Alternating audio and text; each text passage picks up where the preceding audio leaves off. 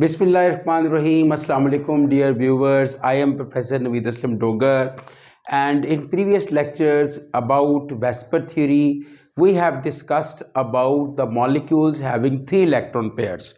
आज के लेक्चर में हम उन मॉलिक्यूल्स को डिस्कस करेंगे जिनमें 4 इलेक्ट्रॉन पेयर्स होते हैं। ये वेस्पर थ्योरी के हवाले से ये लेक्चर है और ये वेस्पर थ्योरी के लेक्चर का चौथा पार्ट है। इसमें आज इंशाल्लाह हम 4 इलेक्ट्रॉन पेयर्स वाले मॉलिक्यूल्स को डिस्कस करेंगे। तो सबसे पहली बात यह है कि जो 4 इलेक्ट्रॉन पेयर्स के मॉलिक्यूल्स होते हैं जिनमें टोटल 4 इलेक्ट्रॉन पेयर्स होते हैं, उनकी आगे 3 कैटेगरीज हैं। एक है जी AB4 टाइप मॉलिक्यूल्स, यानी AB4 मींस एक A सेंट्रल एटम है, 4 अटैच्ड एटम्स हैं और चारों ही बॉन्ड पेयर्स हैं। इसके अलावा AB3E मींस एक सेंट्रल एटम है, 3 बॉन्ड पेयर्स हैं और एक लोन पेयर है। और उसके बाद है AB2E2 यानी सेंट्रल एटम एक है A, 2 बॉन्ड पेयर्स हैं और 2 लोन पेयर्स हैं। अब हम डिटेल के साथ 1 बाय 1 इन कैटेगरीज को शुरू करते हैं। फर्स्ट ऑफ ऑल हम बात कर रहे हैं जी AB4 टाइप मॉलिक्यूल्स के हवाले से। AB4 type molecules, AB4 type molecules में डेफिनेटली किस तरह से इसको एक्सप्लेन करना शुरू करेंगे, हम उसको एक्सप्लेन करते हैं जी। इसमें A जो है, A is the central atom, A indicate central atom, while B indicates attached atoms. B का मतलब है जी attached atoms। अच्छा, इसमें आप देखें जो AB4 टाइप मॉलिक्यूल्स होते हैं उनमें बॉन्ड पेयर्स कितने होते हैं? उनमें 4 बॉन्ड पेयर्स होते हैं। AB4 टाइप मॉलिक्यूल्स में 4 बॉन्ड पेयर्स हैं और लोन पेयर जो है यहां पे कोई भी नहीं है, लोन पेयर्स 0, राइट। तो ये 4 चीजें हमने इसमें डिस्कस की हैं, central atom, attached atom, bond pairs, lone pairs. Then इसके बाद अगर हम इनकी ज्योमेट्री को देखें तो AB4 टाइप जितने भी मॉलिक्यूल्स होंगे उनकी ज्योमेट्री होगी टेट्राहेड्रल। टेट्राहेड्रल टेट्राहेड्रल ज्योमेट्री में ये ज्योमेट्री इस तरह से होगी, A सेंटर में होगा और इस तरह 4 एटम्स जो हैं वो अटैच्ड होंगे, तो इनमें टेट्राहेड्रल ज्योमेट्री होती है। अच्छा, इसमें ध्यान में रखिएगा कि जो बॉन्ड एंगल्स होते हैं AB4 टाइप मॉलिक्यूल्स के अंदर बॉन्ड एंगल 109.5 डिग्री के बॉन्ड एंगल्स होते हैं, ठीक है। और इसके अलावा इनमें जो हाइब्रिडाइजेशन होगी, इनमें हाइब्रिडाइजेशन हमेशा sp3 हाइब्रिडाइजेशन होगी, यानी जितने भी AB4 टाइप मॉलिक्यूल्स हैं वो sp3 हाइब्रिडाइज्ड होंगे, यानी उनका सेंट्रल एटम जो होगा वो sp3 हाइब्रिडाइज्ड होगा। अच्छा, अब ये हमने एक जनरल फॉर्मेट ले लिया। अब हम इसकी एग्जांपल पे अगर जाते हैं तो एग्जांपल में इसकी जो एक बहुत ही इंपॉर्टेंट एग्जांपल है that is methane. Methane CH4, methane यानी CH4 जो है ये AB4 टाइप मॉलिक्यूल है। इसमें थोड़ा सा मैं इलेक्ट्रॉनिक कॉन्फ़िगरेशन के हवाले से भी आपसे डिस्कस कर लूं ताकि आप लोगों को अंडरस्टैंडिंग हो जाए।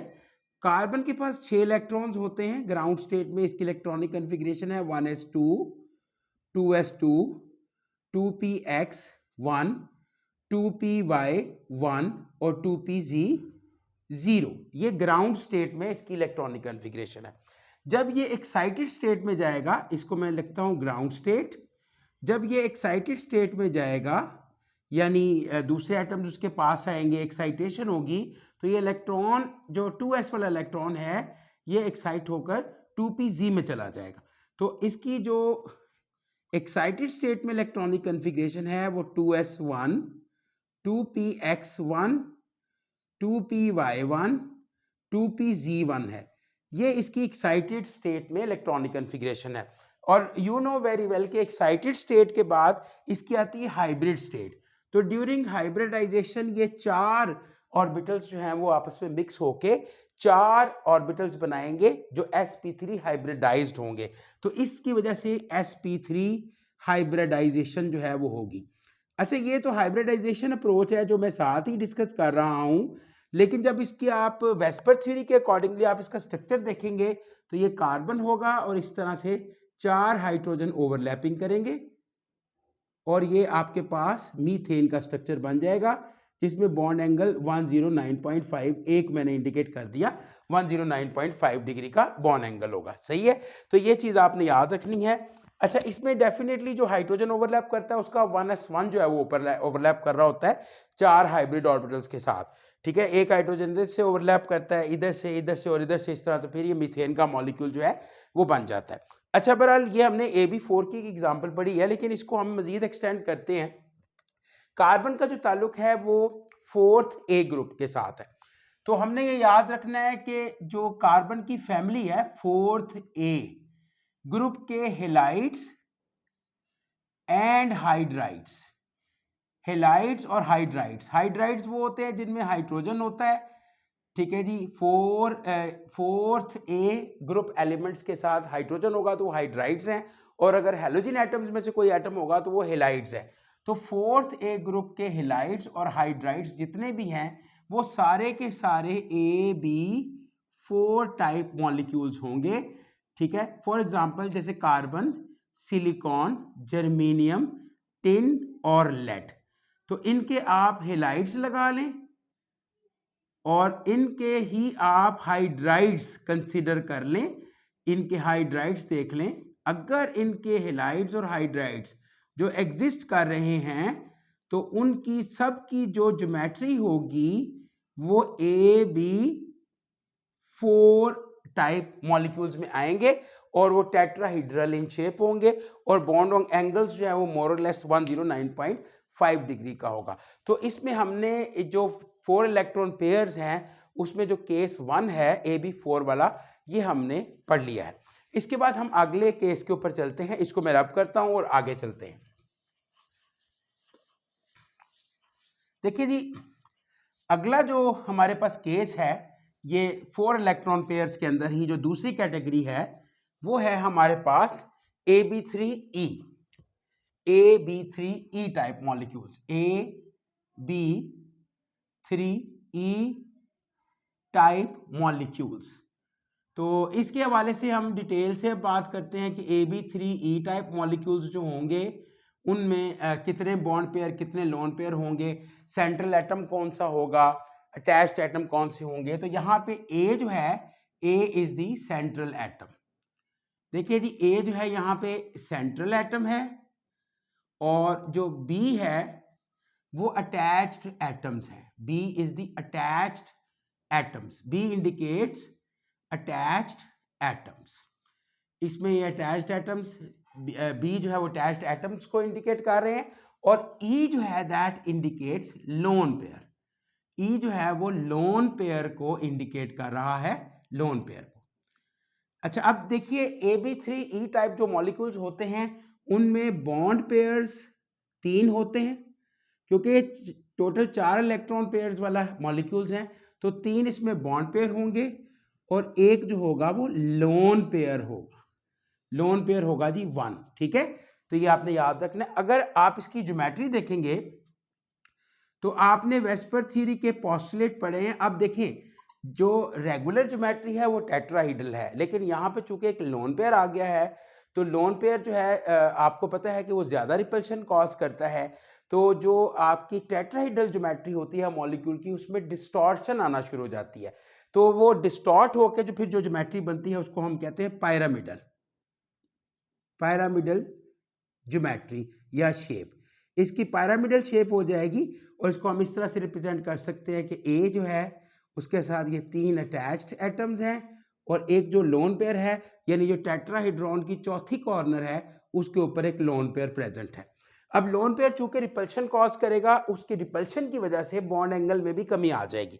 तो यहाँ पे जो बॉन्ड एंगल होगा वो 109.5 डिग्री से कम होगा। यूजुअली बॉन्ड एंगल 107.5 डिग्री के करीब होता है। लेकिन इसमें जो हाइब्रिडाइजेशन होगी वो हाइब्रिडाइजेशन जो है वो sp3 ही होगी। अच्छा, ये चीज आप याद रखिएगा कि 4 जो मॉलिक्यूल्स होते हैं ना 4 इलेक्ट्रॉन पेयर्स में, जो नॉर्मल एलिमेंट्स के मॉलिक्यूल्स हैं यूजुअली, जिसमें ट्रांजिशंस की मैं बात नहीं कर रहा, ट्रांजिशन एलिमेंट से हटके हम नॉर्मल की एग्जांपल्स पढ़ रहे हैं सारी, क्योंकि वेस्पर थ्योरी नॉर्मल एलिमेंट्स के ऊपर, नॉर्मल मॉलिक्यूल्स के ऊपर अप्लाई होती है। तो ये चीज़ याद रखें कि उसमें जितने भी मॉलिक्यूल्स जिनमें 4 इलेक्ट्रॉन पेयर्स आएंगे वो sp3 हाइब्रिडाइज्ड ही होंगे। लेकिन अगर आप कोऑर्डिनेशन केमिस्ट्री में चले जाते हैं, कोऑर्डिनेशन कॉम्प्लेक्सेस के अंदर जो जो जिसका कोऑर्डिनेशन नंबर 4 होता है ना मॉलिक्यूल्स का, उनकी ज्योमेट्रीज टेट्राहेड्रल भी हो सकती है और स्क्वायर प्लेनर भी हो सकती है। ठीक है, तो बहरहाल यहाँ पे हम बात नॉर्मल मॉलिक्यूल्स की कर रहे हैं। तो इसमें जो हाइब्रिडाइजेशन होगी सेंट्रल एटम की वो sp3 होगी।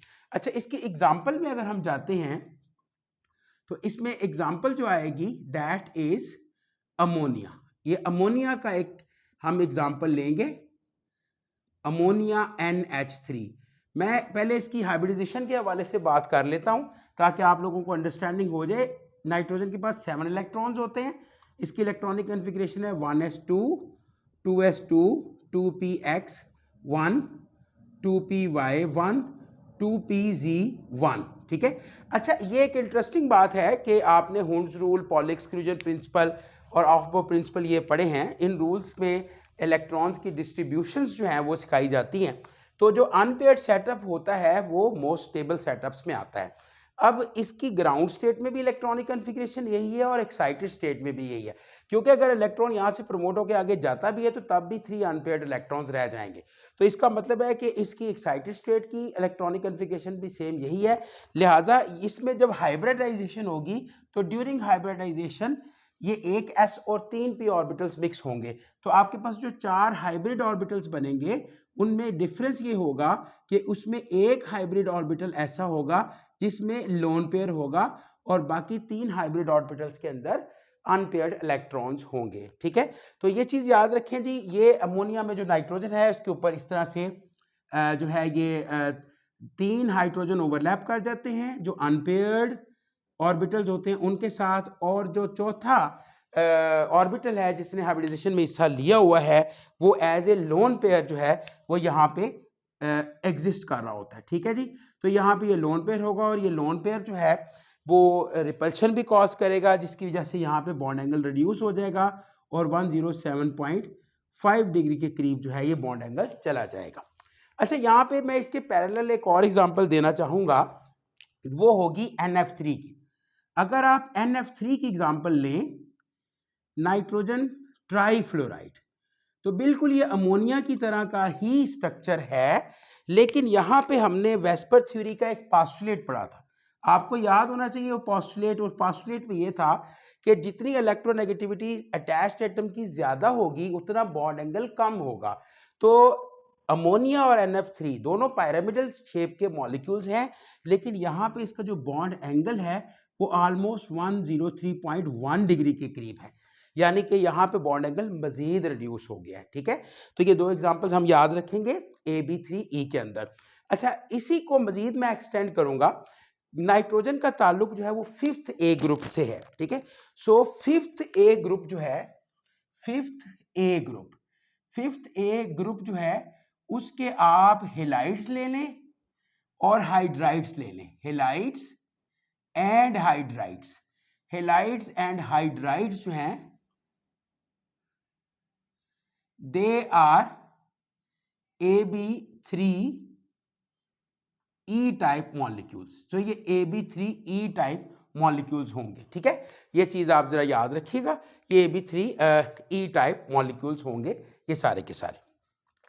अच्छा, इसमें एग्जांपल अगर हम देखें, नाइट्रोजन, फास्फोरस, आर्सेनिक, एंटीमनी और बिस्मिथ, इनके अगर आप हेलाइड्स को ले लें या इनके आप हाइड्राइड्स को ले लें, इनके हाइड्राइड्स ले लें या हेलाइड्स ले लें, जो भी एग्जिस्टिंग हेलाइड्स और हाइड्राइड्स हैं उनकी अगर आप ज्योमेट्री की बात करेंगे तो उनकी ज्योमेट्री जो है वो AB3E टाइप मॉलिक्यूल की ज्योमेट्री होगी। 3 बॉन्ड पेयर, एक लोन पेयर होगा और वो पिरामिडल शेप में होंगे। इनके बॉन्ड एंगल्स के अंदर थोड़ी बहुत वेरिएशन होगी। तो ये हमने AB3E टाइप मॉलिक्यूल्स को डिस्कस किया है। अब इसी के अंदर हम लास्ट एग्जाम्पल जो है, लास्ट कैटेगरी जो है उसको डिस्कस करेंगे और वो कैटेगरी है AB2E2। AB2E2 के हवाले से हम बात करेंगे। देखिए जी, AB2E2 मॉलिक्यूल्स जो है, AB2E2 molecules, AB2E2 type molecules के हवाले से हमने जब बात करनी है तो इसमें हम देखेंगे कि सेंट्रल एटम कौन सा है, अटैच्ड एटम्स कितने हैं और लोन पेयर्स कितने हैं। जैसे कि हमें समझ में आ रही है कि A is the central atom, A इसमें जी सेंट्रल एटम है, A is the central atom, while B indicates attached atoms. B जो है वो इंडिकेट करता है अटैच्ड एटम्स को, A जो है वो सेंट्रल एटम को इंडिकेट करता है और B जो है वो अटैच्ड एटम्स को इंडिकेट कर रहा है, और E जो इंडिकेट कर रहा है वो डेफिनेटली लोन पेयर्स को इंडिकेट कर रहा है। तो अब आप जरा देखें कि इसके अंदर बॉन्ड पेयर्स कितने होंगे। इसमें बॉन्ड पेयर्स 2 होंगे, ठीक है, जैसे कि इंडिकेट हो रहा है, और लोन पेयर्स भी इसमें 2 ही होंगे, लोन पेयर्स भी 2 लोन पेयर्स होंगे। अब डेफिनेटली इसकी जो ज्योमेट्री होगी वो रेगुलर टेट्राहेड्रल तो नहीं होगी, बल्कि ये 2 लोन पेयर्स की वजह से बॉन्ड एंगल्स में मज़ीद कमी आएगी और ज्योमेट्री जो है इसकी चेंज हो जाएगी, तो ये बन जाएगी वी शेप्ड मॉलिक्यूल्स। इसकी ज्योमेट्री होगी वी शेप्ड मॉलिक्यूल्स। इन मॉलिक्यूल्स की जो ज्योमेट्री होती है वो वी शेप में होती है। जैसे कि ये देखें कि ये ए है और 2 एटम्स हैं बी और बी, लेकिन अब ये जो 2 कॉर्नर्स हैं टेट्राहेड्रॉन की, उनके एक कॉर्नर के ऊपर यहाँ पे एक लोन पेयर होता है और दूसरी कॉर्नर पे दूसरा लोन पेयर होता है, और डेफिनेटली यहाँ पे रिपल्शन पहले से भी ज़्यादा होगी, तो जो बॉन्ड एंगल्स होंगे वो मज़ीद कम हो जाएंगे। यहाँ पे बॉन्ड एंगल तकरीबन 104.5 डिग्री का हो जाएगा, जो पर्टिकुलर हम एग्जांपल लेंगे वाटर के मॉलिक्यूल की, ठीक है। तो इसकी एग्जांपल में अगर हम जाते हैं तो एग्जांपल में आप देखें, इसकी जो एक बहुत ही फेमस एग्जांपल है वो है वाटर, H2O। इसमें थोड़ी सी मैं हाइब्रिडाइजेशन के हवाले से आपको अंडरस्टैंडिंग दे दूं। ऑक्सीजन जो है उसके पास टोटल 8 इलेक्ट्रॉन्स होते हैं, 1s2, 2s2, 2px, 2py, 2pz। तो आप देखिए 1, 2 और 3, और इसके पास 2 इलेक्ट्रॉन्स हैं, ये 8 हो गए। अब ये देखिए यहाँ पे भी ग्राउंड स्टेट में इसकी इलेक्ट्रॉनिक कन्फिग्रेशन है, तो एक्साइटेड स्टेट में भी मजीद प्रमोशन नहीं होगी इलेक्ट्रॉन्स की, ठीक है।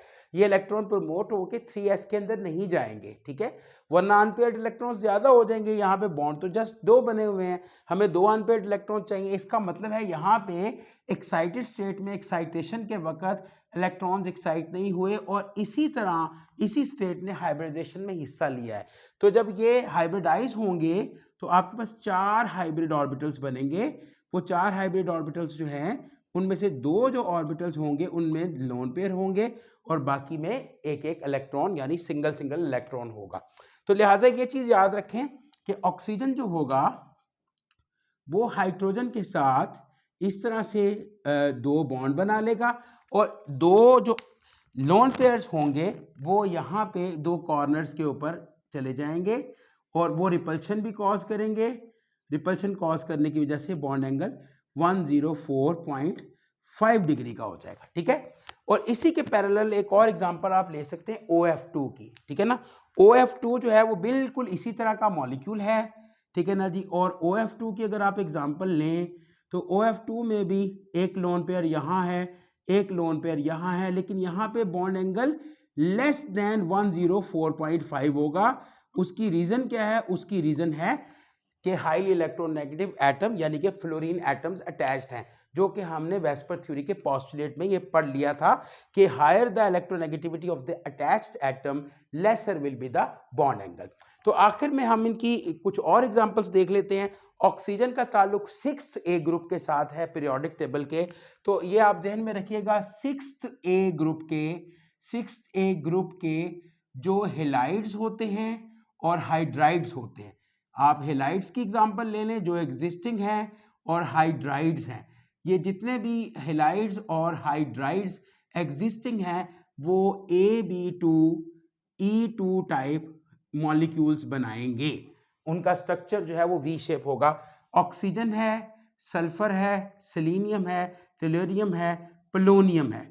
अगर ये इनके हाइड्राइड्स एग्जिस्ट करते हैं, H2O है, H2S है, H2Se है, H2H2, ये सारे हाइड्राइड्स, और इसी तरह आप इनके हेलाइड्स भी ले सकते हैं, ठीक है ना जी। इनके जो हेलाइड्स होंगे और इनके हाइड्राइड्स होंगे, तो ये आप याद रखिएगा, वो सारे के सारे जो हैं वो Ab2E2 टाइप मॉलिक्यूल्स होंगे, ठीक है। तो ये हमने इसकी एग्जांपल्स पढ़ी हैं। हमने अब 4 इलेक्ट्रॉन पेयर्स जो है उनके मॉलिक्यूल्स को ख़त्म कर लिया है। देन नेक्स्ट लेक्चर में हम 5 इलेक्ट्रॉन पेयर्स की बात करेंगे। यहाँ पे मैं आपको रिवाइज करवाना चाहता हूँ, मैंने आपको एक फॉर्मूला बताया था कि अगर आपके पास एक मॉलिक्यूल आता है तो हमें कैसे पता चलेगा उसके साथ टोटल इलेक्ट्रॉन पेयर्स कितने हैं। तो हमने कहा था फॉर्मूला कि हम जो सेंट्रल एटम है उसकी इलेक्ट्रॉनिक कन्फिग्रेशन देखेंगे, उसमें कितने इलेक्ट्रॉन्स होंगे, उसमें जमा करेंगे कि उस मॉलिक्यूल में अटैच्ड एटम कितने हैं और उसको 2 पे डिवाइड कर देंगे। इस फॉर्मूले को अगर इस पे अप्लाई करें तो ये देखिए ऑक्सीजन के आउटर मोस्ट शेल में 2, 4 और 6 इलेक्ट्रॉन्स है, और इसके साथ अटैच्ड एटम्स कितने हैं जी 2, यानी 6 + 2 8, और उसको 2 पे डिवाइड करेंगे तो आंसर आएगा 4। इसका मतलब है कि वाटर के मॉलिक्यूल में टोटल 4 इलेक्ट्रॉन पेयर्स हैं। भाई 2 तो बॉन्ड पेयर्स आपको नजर आ रहे हैं, तो 2 क्या हैं, लोन पेयर्स हैं। सो इस तरह जो फॉर्मूला मैंने आपको बताया था, आप डिफरेंट मॉलिक्यूल्स के ऊपर लगा के आप उनके नंबर ऑफ इलेक्ट्रॉन पेयर्स को जो है वो प्रिडिक्ट कर सकते हैं। तो आई होप सो कि you will understand my lecture. If you feel any problem, any Curie, any question, आप कमेंट्स के अंदर मुझसे पूछ सकते हैं। डिस्क्रिप्शन के अंदर मेरा नंबर दिया गया होगा, व्हाट्सएप नंबर, आप मुझसे मैसेज के ज़रिए पूछ सकते हैं। कहीं पर भी प्रॉब्लम हो, you can discuss with me. Thank you very much. अल्लाह हाफिज़।